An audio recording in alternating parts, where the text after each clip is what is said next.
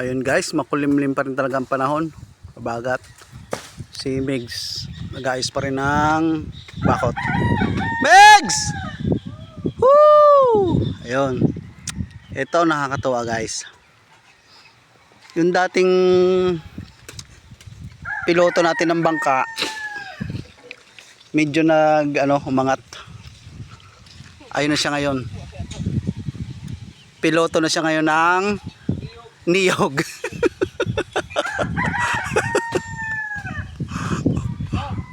Oh. Ah.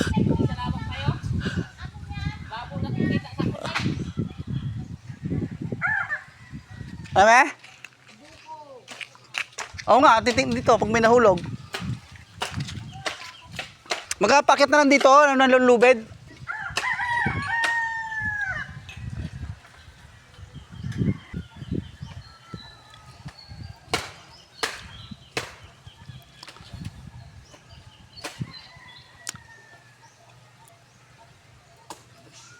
Papatayin na natin yung isang puno na yan kasi delikado dito sa atin sa kubo. Hindi ka pala nagbili ng krudo? Para saan ang krudo? Pagbuhos dito mamaya. Ayun. Yun ang gamit ng aeroplano niya, krudo. Krudo ang panggamit yan? Oo. Ano tong lihog na to Malapit kasi sa bahay, daanan ng kuryente, maraming wire, kubo. Kaya ipapatay natin yan. Marami pa naman tayong reserve dito. Kukunan pa ng buko. Ayan. Maraming buko pa.